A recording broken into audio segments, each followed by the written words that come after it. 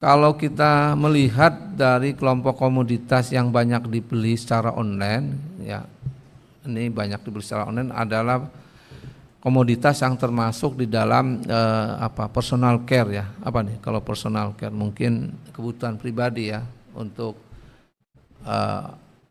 kosmetik, barangkali perawatan tubuh kita, personal care. Yang kedua, perlengkapan rumah tangga. Kemudian kelompok komoditas transportasi, rekreasi dan olahraga, serta pakaian. Nah, jadi ada jenis-jenis komoditasnya secara online tadi. Pertama, personal care, barang-barang yang termasuk dalam kategori personal care. Kemudian perlengkapan rumah tangga, ya, kemudian transportasi, rekreasi dan olahraga, serta pakaian. Nilai transaksi berbagai kelompok komoditas ini mengalami peningkatan pada triwulan 3 2025 dibandingkan dengan triwulan 2 2025. Itu tadi dari Pak Mas Robert ya, Sinbisi, kemudian dari Pak Surya ya, Bisnis Indonesia. Komponen PKRT dan PMTB secara Q2Q maupun year on year terjadi pelemahan pertumbuhan. Komponen PKRT apa yang melemah dan PMTB apa yang melemah. Jadi kalau kita lihat komponen PKRT yang tumbuh melambat ya secara year on year nih, secara year on year.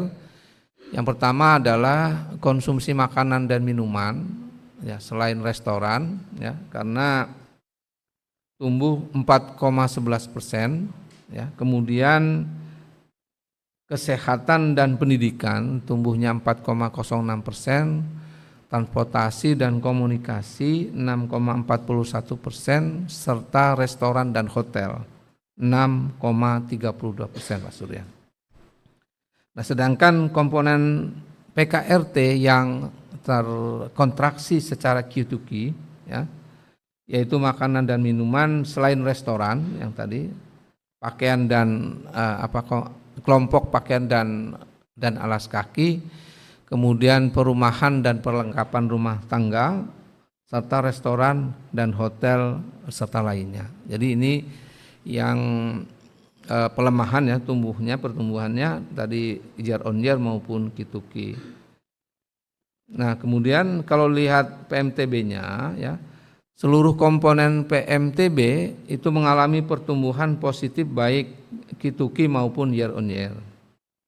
Meski demikian ya, jika dibandingkan dengan pertumbuhan year on year di triwulan 2 2025, PMTB triwulan 3 yang year on year-nya melambat, artinya pertumbuhan PMTB yang melambat dibandingkan dengan triwulan sebelumnya adalah bangunan ya, serta mesin dan perlengkapan. Jadi tumbuh positif iya, tetapi dia lebih kecil pertumbuhannya dibandingkan dengan ketika di triwulan 2 2025, yaitu bangunan serta mesin dan perlengkapan. Nah, kalau secara Q2Q ya, secara Q2Q yang mengalami pertumbuhan melambat dibandingkan Q2 2025 adalah jenis barang, modal, mesin, dan perlengkapan. Jadi itu yang kedua tadi pertanyaan terkait dengan data disposable income, terutama terhadap PDB per kapitanya. Jadi data disposable income ini sebetulnya ada dirilis BPS tapi tahunan, Mas Surya. Jadi tahunan ada data disposable income. Kami nyebutnya namanya neraca institusi terintegrasi. Jadi NIT atau kalau dalam bahasa Inggris itu full scan account. Jadi full scan account ada data disposable income tahunan, data yang terakhir tahun 2023 ya. 2023 apa 2022? 2022 kalau nggak salah.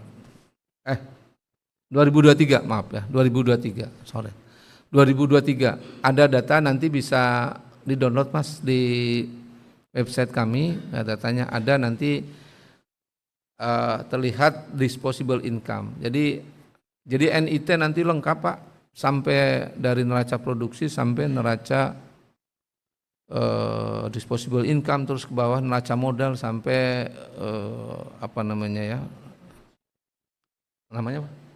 balance sheet. Jadi lengkap, nanti bisa dilihat dari sana. Berapa transfer keluar, berapa transfer masuk ke Indonesia, dan berapa yang dinikmati oleh tenaga kerja dan sebagainya. Nanti ada di publikasi neraca institusi terintegrasi dan di website data terakhir tahun 2023. Kemudian dari Mas Stefano dari Reuters, secara kumulatif GDP growth kita berapa? Sampai dengan triwulan 3 atau situsi tadi saya sebutkan, pertumbuhan ekonomi Indonesia Januari sampai September sebesar 5,01% Pak, 5,01%. Kemudian rincian PKP growth-nya naik dibandingkan dengan Q2 ya. PKP pengeluaran konsumsi pemerintah ya. Kalau dilihat rinciannya, PKP meningkat karena pada triwulan 3 terjadi peningkatan realisasi belanja, terutama pada belanja barang dan jasa Pak. Belanja barang dan jasa naik 46,08% pada seluruh jenis belanja barang dan jasa. Jadi PKP kalau kita bandingkan ya dengan Q2, untuk Q3 terjadi peningkatan realisasi belanja yang cukup tinggi ya, terutama tadi saya sebutkan belanja barang dan jasa yang meningkat 46,08%. Kemudian dari Mas Ibnu ya, Bloomberg, ekspor tumbuh impresif, apakah ada dampak dari kebijakan tarif Trump? Memang pada bulan Juli 2025 ya, seingat saya Trump menyatakan bahwa AS akan menurunkan tarif resiprokal ya, resiprokal tarif untuk barang asal Indonesia menjadi 19%. Beberapa komoditas non migas ekspor Indonesia ke Amerika mengalami pertumbuhan yang cukup tinggi ya, seperti mesin dan sebagainya.